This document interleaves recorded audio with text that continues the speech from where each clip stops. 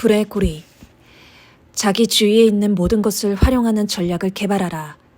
도전을 준비하는 최상의 방법은 무한히 다양한 반응을 이끌어낼 능력을 기르는 것이다. 마침내 인터넷 접속이 가능해졌다. 화의 도에 대해 배운 모든 것을 기억해 두어야 했다. 화를 추구하는 것은 빛과 열을 발생시키는 기도의 한 방식이다. 자신에 대해서는 잠시 잊어두고 빛 속에는 지혜가 있고 열 속의 공감이 깃들어 있음을 이해하라. 이 행성을 여행하면서 하늘과 땅의 진정한 모습을 인식하고자 노력하라. 이는 두려움에 마비되지 않고 모든 몸짓과 태도를 그대가 생각하는 바와 일치시킬 때 가능해지리라.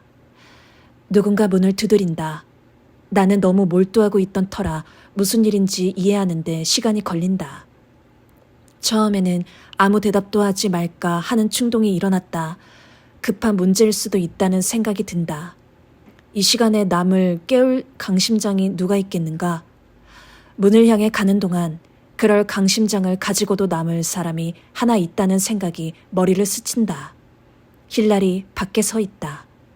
잠옷바지에 빨간색 티셔츠 차림이다. 아무런 말 없이 그녀는 내 방으로 들어오더니 내 침대에 눕는다. 나도 그녀 옆에 눕는다. 힐라리 가까이 다가오고 나는 그녀를 품에 안는다. 어디 있었어요? 그녀가 묻는다. 어디 있었느냐는 말은 단순한 질문 이상의 것이다. 이 질문을 하는 사람은 동시에 당신이 보고 싶었다. 당신과 같이 있고 싶었다.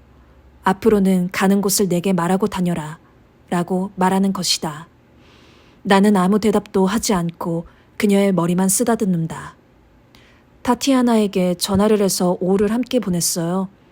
그녀는 내가 묻지도 대답하지도 않은 질문에 답한다. 그 여자는 슬픈 사람이에요. 슬픔은 전염이 되죠.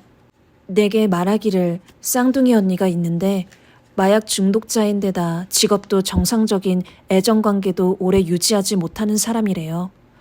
하지만 타티아나가 슬픈 건 그 때문이 아니에요. 그녀는 성공했고 아름답고 남자들한테 인기도 있고 좋아하는 일을 하고 있고 비록 이혼은 했지만 벌써 그녀를 사랑하는 새 남자도 만났어요. 문제는 타티아나가 자기 언니를 볼 때마다 지독한 죄책감을 느낀다는 거죠. 첫째, 그녀가 할 수 있는 게 아무것도 없어서예요. 둘째, 자신의 성공이 언니의 패배를 더욱 쓰라리게 만들어서죠. 말하자면 우리는 어떤 상황에 놓이더라도 결코 행복할 수 없는 거예요. 그런 식으로 생각하면서 사는 사람이 이 세상에 타티아나 혼자는 아니죠. 나는 계속해서 그녀의 머리를 쓰다듬는다. 대사관 만찬에서 내가 한 이야기 기억하죠? 모든 사람들이 내가 비범한 재능을 갖고 있다고, 훌륭한 바이올리니스트인데다 앞으로 경력을 인정받고 영광을 누릴 거라고 확신해요. 우리 선생님도 그렇게 말하고 이렇게 덧붙였죠. 힐랄은 너무 자신감이 없고 불안정해요. 하지만 그건 사실이 아니에요. 나는 연주 테크닉에 통달했고 영감을 얻기 위해 집중해야 할 포인트를 잘 알고 있어요. 하지만 나는 바이올린을 위해서 태어나지 않았고 아무도 그게 아니라고 나를 설득할 수 없어요. 내게 악기는 현실에서 도망치기 위한 수단이고 나를 나 자신으로부터 아주 먼 곳으로 데려가주는 불의 전차예요. 그것 덕분에 나는 살아있어요. 내가 지금까지 살아남을 수 있었던 건 내가 느끼는 모든 증오로부터 나를 구원해줄 그 한 사람을 만나기 위해서였어요. 그리고 당신의 책을 읽었을 때 나는 알았어요. 그 사람이 바로 당신이라는 걸 확실해요. 확실하다. 타티아나를 도와주고 싶어서 나는 얘기했죠. 어린 소녀였을 때부터 내게 다가오는 모든 남자들을 파괴시키는 데만 몰두했는데 그건 단지 그중 한 명이 생각 없이 나를 파괴하려 했기 때문이라고요. 하지만 그녀는 내 이야기를 믿지 않아요. 내가 그저 어린아이라고 생각하고 있죠. 그녀가 나를 만난 건 당신에게 접근하고 싶어서였어요. 힐랄은 몸을 움직여 내게 더 가까이 다가온다. 그녀의 체온이 느껴진다. 그녀는 우리와 같이 바이칼 호수까지 가도 되느냐고 물어봤어요. 그것으로 가는 기차가 매일 노보시비르스크를 지나가지만 한 번도 탈 이유가 없었는데 이제 그 이유가 생겼다는 거예요. 생각했던 대로 우리가 함께 침대 위에 누운 지금 내가 옆에 있는 젊은 여자에게 느끼는 것은 다정한 뿐이다. 나는 불을 끈다. 이제 방안을 밝히는 빛은 맞은편 공사 현장에서 발산하는 용접 불꽃뿐이다. 그럴 수 없다고 했어요. 기차에 오른다고 해도 당신이 있는 객차에 갈 수 없을 거라고요. 기차 승무원들이 다른 등급의 객차로 건너가도록 놔두지 않는다고요. 그녀는 내가 자신이 끼어들지 않았으면 한다는 걸 알았어요. 여기 사람들은 밤새 일하는군. 내가 말한다. 내 얘기 듣고 있어요? 듣고는 있지만 이해하지 못해요. 누군가 나를 만나러 왔어요. 당신이 나를 만나러 온 것과 같은 이유로. 그런데 그녀를 도와주는 듯이 밀어내버리다니. 두려우니까요. 그녀가 너무 가까이 접근할까봐, 그래서 당신이 내게 흥미를 잃을까봐 두려워요. 내가 누구인지, 지금 여기서 무엇을 하고 있는지 확실히 모르기 때문에 이 모든 것들이 갑자기 사라져버릴까봐 두려워요. 왼팔을 움직여 담배를 찾는다. 그리고 한개비는 나를, 또 한개비는 그녀를 위해 불을 붙인다. 재떨이를 내 가슴 위에 올려놓는다. 나를 원하나요? 그녀가 묻는다. 나는 이렇게 말하고 싶다. 그래, 당신이 내 곁에 없을 때, 당신이 내 머릿속 환상으로만 존재할 때 나는 당신을 원해.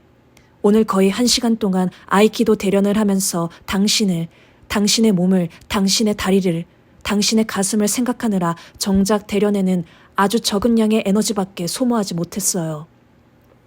나는 내 아내를 사랑하고 원하는 남자요. 그런데 당신을 원해. 나는 당신을 원하는 유일한 남자가 아니고 아내가 있으면서도 다른 여자를 원하는 유일한 남자도 아니오. 우리 모두는 상상 속에서 불륜을 저지르고 용서를 구하고 또다시 똑같은 일을 저지르지.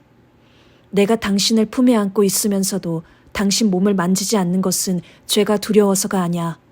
그런 죄책감은 없어요. 하지만 지금 당신과 사랑을 나누는 것보다 훨씬 중요한 무언가가 있어요. 바로 그것 때문에 내가 지금 당신 옆에 평화롭게 누워있는 거요. 옆 건물 공사 현장에 용접 불꽃이 밝혀주는 이 호텔방 안을 바라보면서. 그러나 대신 나는 이렇게 대답한다. 물론 당신을 원해요. 그것도 무척. 나는 남자고 당신은 무척 매력적인 여성이요. 그뿐 아니라 나는 당신을 향해 날로 커가는 깊은 애정을 품고 있어요. 당신이 얼마나 능란하게 여성에서 소녀로, 소녀에서 여성으로 바뀌는지 감탄스러워. 바이올린의 활이 현을 건드려 신성한 멜로디를 만들어내는 것과도 같아요. 2개의 담뱃불이 빨갛게 달아오른다. 그리고 뿜어져 나오는 2줄의 담배 연기. 왜 내 몸에 손대지 않는 거죠? 나는 담배를 끈다. 그녀도 제 담배를 끈다. 계속 그녀의 머리를 쓰다듬으며 나는 과거로 여행을 떠나려 한다. 나는 지금 우리 2 사람을 위해 무척 중요한 일을 하려고 해요. 알레프를 기억해요? 나는 우리를 두렵게 한 그 문 안으로 들어가야 해. 그럼 나는 무엇을 해야 하죠? 아무것도. 그저 내 옆에 있으면 돼. 내 몸 위로 황금빛으로 빛나는 고리가 오르내리는 모습을 상상하기 시작한다. 고리는 발부터 시작해 머리까지 올라갔다가 다시 내려간다. 처음에는 집중하는 것이 힘들지만 차츰 속도가 붙는다. 말해도 되나요? 물론 말해도 된다. 불의 고리는 이 세상 너머에 있다. 거절당하는 여자가 되는 것보다 나쁜 건 세상에 없어요. 당신 영혼의 빛은 다른 영혼의 빛을 만나고 당신은 이제 창문이 열리고 햇빛이 들어오고 마침내 과거의 상처가 치유되리라고 기대하죠. 그런데 갑자기 기대했던 일도 아무것도 일어나지 않는 거예요. 어쩌면 지금 나는 수많은 남자들에게 준 상처에 대한 대가를 치르고 있는 건지도 모르겠어요. 순전히 내 상상의 노력으로 만들어진 황금빛은 이제 스스로의 힘으로 움직이고 있다. 전생으로 데려간다고 알려진 고전적인 수련이다. 아니, 당신은 아무 대가도 치르지 않아요. 기차에서 내가 한 이야기를 기억해요. 우리는 지금 이 순간 과거와 현재에 존재하는 모든 것을 살고 있어요. 바로 이 순간 노비시비르스크에 있는 한 호텔 안에서 세상이 만들어지고 또 파괴되고 있는 거요. 우리가 원하기만 한다면 우리는 모든 죄를 속죄할 수 있어요. 노비시비르스크뿐 아니라 우주의 모든 장소에서 시간은 신의 거대한 심장처럼 팽창과 수축을 반복하며 박동하고 있다. 그녀는 더욱 가깝게 몸을 밀착해오고 나는 내 옆에서 점점 더 세차게 뛰는 그녀의 작은 심장을 느낀다. 내 몸을 둘러싼 황급빛 고리는 점점 빨리 움직인다. 전생의 신비를 발견하는 법에 관한 책을 읽고 얼마 지나지 않아 처음으로 이 수련을 했을 때 나는 19세기 중반의 프랑스로 곧장 이동해 내가 지금도 쓰고 있는 것과 동일한 주제에 대한 책을 쓰고 있는 나를 보았다. 내가 어디에 사는 누구이고 어떤 종류의 깃털펜을 쓰고 심지어 방금 무슨 문장을 썼는지도 알 수 있었다. 나는 너무나 놀란 나머지 즉시 현재로 돌아왔다. 코파카 바나의 해변으로, 내 아내가 내 옆에서 곤히 자고 있는 침실로. 그 다음날 나는 전생의 나인 그 작가에 대해 가능한 한 모든 자료를 조사했고 일주일이 지난 후 나를 다시 만나가기로 결심했다. 성공하지 못했다. 아무리 애를 써도 다시는 성공할 수 없었다. 나는 그 일에 대해 제이에게 이야기했다. 제이는 언제나 초심자의 행운이라는 것이 존재하는데 단지 어떤 일이 가능하다는 것을 증명해 보이기 위해 신이 고안한 것이라고 설명해 주었다. 그러나 그 후로는 상황은 거꾸로 돌아가 예전과 같이 되어버린다는 것이다. 그는 내게 돌아가 꼭 해결해야 할 중대한 문제가 전생에 있는 것이 아니라면 순전히 시간 낭비일 뿐이니 더는 시도하지 말라고 조언했다. 몇 년 후 나는 상파울루에 사는 한 여인을 알게 되었다. 그녀는 매우 성공한 동종요법 의사로 자기 환자들에게 깊은 관심을 갖고 있는 사람이었다. 우리가 만날 때마다 나는 전부터 이미 그녀를 알고 있는 것 같은 느낌이 들었다. 그것에 대해 얘기하자 그녀도 같은 느낌이라고 말했다. 어느 화창한 날 내가 묵고 있던 호텔 발코니에서 함께 신의 전경을 바라보다가 나는 그녀에게 고리 수련을 같이 해보는 게 어떻겠느냐고 제안했다. 우리 두 사람은 힐랄과 내가 알레프를 발견했을 때 본 그 문 앞으로 던져졌다. 그날 여의사는 웃는 얼굴로 나와 작별 인사를 나누었지만 그 후 두 번 다시 그녀를 만날 수 없었다. 더 이상 내 전화를 받지 않았고 병원까지 찾아가도 만나기를 거부했다. 나는 더 간청해봐야 소용이 없다는 걸 깨달았다. 그러나 그 문은 열려 있었다. 두 개 뚫린 작은 틈새는 이제 점점 더 거세게 물이 쏟아져 나오는 구멍으로 변해 있었다. 그 후 세월이 흐르는 동안 그것과 똑같은 느낌을 불러일으키는 여자를 3명 더 만났지만 다시는 그 여의사에게 했던 것 같은 실수를 반복하지 않았고 나 혼자 수련을 했다. 그들 중 누구도 내가 그들 전생에서 일어난 어떤 끔찍한 일에 책임이 있다는 걸 알지 못했다. 그러나 내가 잘못을 저질렀다는 것을 알게 되었음에도 나는 포기하지 않았다. 그 마음을 바로잡겠다고 굳게 결심했다. 8명의 여자가 그 비극의 희생자였고 나는 그들 중 한 명이 내게 그 일이 정확히 어떻게 끝났는지 이야기해 줄 것이라는 확신이 있었다. 나는 내게 들이운 저주 말고는 거의 모든 것을 알고 있었기 때문이다. 이것이 10년도 더 지난 지금 내가 시베리아 횡단철도에 몸을 싣고 다시 알레포에 뛰어들게 된 연유다. 그들 중 5번째 여자는 지금 내 곁에 누워 뭐라고 얘기하고 있지만 내 귀에는 들어오지 않는다. 불의 고리가 내 몸 위에 점점 빨리 돌고 있기 때문이다. 안 된다. 그녀를 우리가 전에 만났던 그곳으로 데려가고 싶지 않다. 여자들만이 사랑을 믿어요. 남자들은 믿지 않아요. 그녀가 말한다. 남자들도 사랑을 믿어요. 나는 대답한다. 나는 여전히 그녀의 머리를 쓰다듬고 있다. 그녀의 심장박동이 약해지기 시작한다. 나는 그녀의 눈이 감겨있는 모습을, 그녀가 지금 사랑받고 보호받는다고 느끼고 있음을 거절당했다는 생각은 떠올렸을 때만큼이나 빠르게 사라졌을 거라고 생각한다.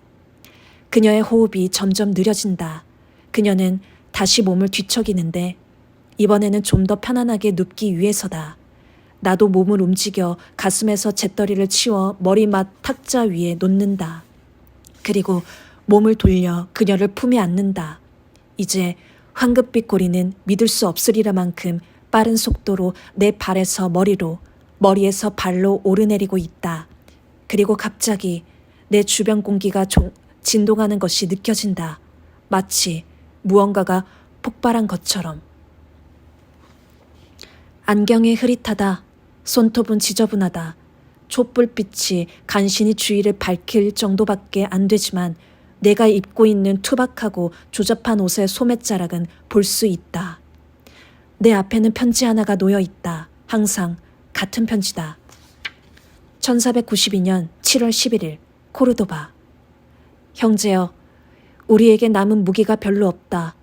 격렬한 공격의 대상이 되어버린 저 이단 신문 외에는 믿음이 부족한 이들과 편견을 가진 이들이 이단 신문관을 괴물로 몰아가고 있다.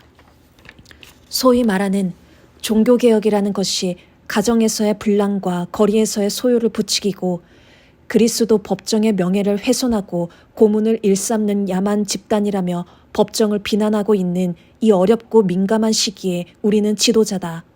그리고 지도자에게는 병든 몸에서 감염된 사지를 잘라내듯 공공의 선을 심각하게 해치고 있는 이들을 가장 무거운 벌로 다스려야 다른 이들이 그 선례를 모방하지 않도록 막을 의무가 있다.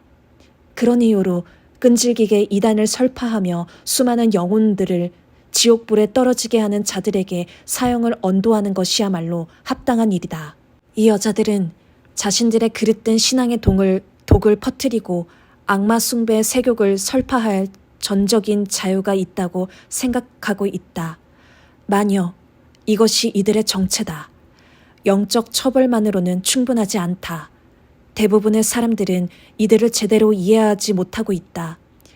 교회는 그릇된 신앙을 고발하고 지도자들에게 근본적 대처를 촉구할 권리를 가져야 마땅하고 실제로 가지고 있다.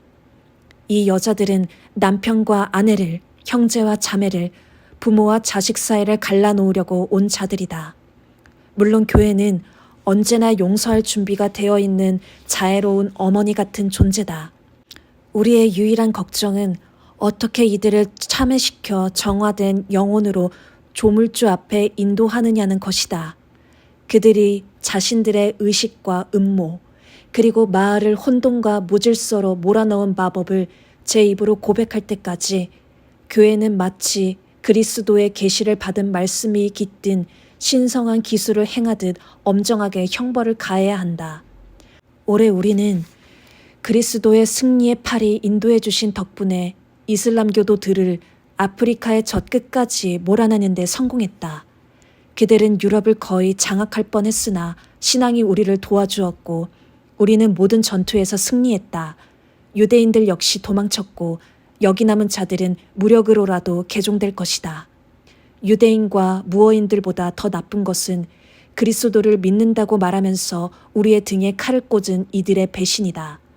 하지만 그들은 자신들이 가장 예기치 못한 때 처벌을 받으리라. 오로지 시간 문제일 뿐이다. 지금 이 시점에서 양의 가죽을 쓴 늑대들처럼 우리 무리 속에 은밀하게 침투한 자들에게 우리의 힘을 집중해야 한다. 악은 반드시 드러나게 되어 있다는 것을 보여줄 좋은 기회다. 만일 이 여자들이 성공한다면 그 소식은 널리 퍼질 것이고 나쁜 선례로 남을 것이고 죄악의 바람은 폭풍이 될 것이다. 그러면 우리는 약해질 것이고 무어인들이 돌아오고 유대인들은 다시 단결하여 그리스도 평화를 위해 투쟁해온 1500년간의 세월은 땅속에 묻히고 말 것이다. 종교재판소의 법정에서 고문이 조직적으로 가해지고 있다는 소문이 돌고 있다. 그야말로 새빨간 거짓말이다. 그와는 반대로 로마법이 고문을 합법화했을 때 교회는 처음에는 이를 거부했다. 그러나 지금은 그 필요성 때문에 어쩔 수 없이 그것을 받아들이기는 했으되 그 사용은 엄격히 제한되고 있다. 교황 성하께서는 아직 예외적인 경우에 고문을 사용할 것을 허가했을 뿐 명령하지 않았다. 또한 이 허가는 어디까지나 이단을 상대하는 경우에만 국한된다. 너무도 부당한 불신을 받고 있는 이 이단 신문 법정에서 우리의 법전은 지혜와 정직 그리고 신중함이다. 고발 후 우리는 모든 죄인들에게 우리가 알지 못하는 비밀이 모두 밝혀질 하늘나라 심판을 받기 전에 고해성사를 할 자비를 허락한다. 우리가 가장 큰 관심을 기울이는 것은 이 가여운 영혼들을 구원하는 것이다. 그리고 이단 신문관은 죄인이 고백을 하도록 취조하고 이에 필요한 방법을 정할 권한이 있다. 이 경우 때때로 고문이 적용되기도 하지만 앞서 지적한 범위 안에서이다. 그럼에도 불구하고 신성한 영광을 적대하는 이들은 우리를 피도 눈물도 없는 백정 취급을 하고 있다. 이단 신문 법정은 세속의 법정들에서는 생각지도 못할 관용과 절도를 가지고 고문을 적용한다는 것도 알지 못하면서 말이다. 고문은 각 재판에 오직 한 번만 허용되니 나는 그대가 우리가 가지고 있는 이 유일한 기회를 낭비하지 않기를 바란다. 만약 그대가 올바른 행동을 보이지 않는다면 그대는 법정의 불신을 가지고 올 것이고 오직 죄악의 씨를 뿌리기 위해 이 세상에 온 여자들을 석방해줘야 할 수밖에 없는 상황이 올 것이다. 우리는 모두 나약한 존재들이고 오직 주님만이 강하시다. 하지만 우리에게 주님 이름의 영광을 위해 쌓을 영광을 주실 때 그분께서는 우리를 강하게 만들어주신다. 그대에게는 실수할 권리가 없다. 이 여자들이 죄인이라면 우리가 그녀들을 하나님 아버지의 자비에 맡길 수 있기 전에 먼저 이들이 죄를 고백하도록 해야 한다. 그리고 이번이 그대의 첫 경험이고 그대의 마음이 동정심이라고 주장하고 싶겠지만 사실은 나약함에 불과한 감정으로 가득 차더라도 예수께서 성전의 장사치들에게 채찍을 휘두르는데 주저함이 없으셨음을 기억하라. 그대의 상급자가 올바른 시범을 보여줄 것이므로 장차 차례가 오면 그대는 영원히 나약해지는 일 없이 채찍과 수레바퀴와 그 밖의 도구들을 사용할 수 있을 것이다. 화영대에서의 죽음보다 더 자비로운 것은 없음을 기억하라. 화영은 가장 정당한 형태의 정화이다. 불은 그들의 살을 태우지만 영혼을 씻겨주어 그 영혼이 하느님의 영광을 향해 올라갈 수 있게 할 것이다. 근본적으로 그대의 일은 질서가 유지되고 나라가 내부의 어려움을 극복하고 사악한 존재의 위협으로부터 교회가 힘을 회복하고 그리스도의 말씀이 다시 사람들의 마음속에 메아리 치기 위함이다. 때로는 영혼이 제 길을 찾도록 두려움을 이용해야 할 것이다. 때로는 궁극적인 평화를 얻기 위해 전쟁을 치러야 할 것이다. 지금 우리가 어떤 평가를 받는지는 조금도 중요하지 않으니 미래가 우리의 잘잘못을 가릴 것이고 우리의 과업을 인정해 줄 것이기 때문이다. 그리고 만일 먼 훗날 우리가 한 일이 이해받지 못하고 모든 이들이 독생자께서 말씀하신 온유함의 안에서 살 수 있도록 우리가 가혹할 수밖에 없었다는 사실이 망각된다 하더라도 우리는 천국의 우리를 위한 보상이 기다리고 있음을 알고 있다. 악의 씨앗은 뿌리를 내리고 자라기 전에 땅에서 뽑아내야 하는 법. 그대의 상급자가 성스러운 의무를 다할 수 있도록 도우라. 그 불쌍한 존재들에게 증오를 품어서는 안 되지만 또한 사악한 자들에게 동정을 느껴서도 안 될 것이다. 그리고 하늘나라에는 또 다른 법정이 있고 그 법정에서 그 대가 지상에서 하나님의 뜻을 얼마나 잘 수행했는지 물을 것임을 기억하라.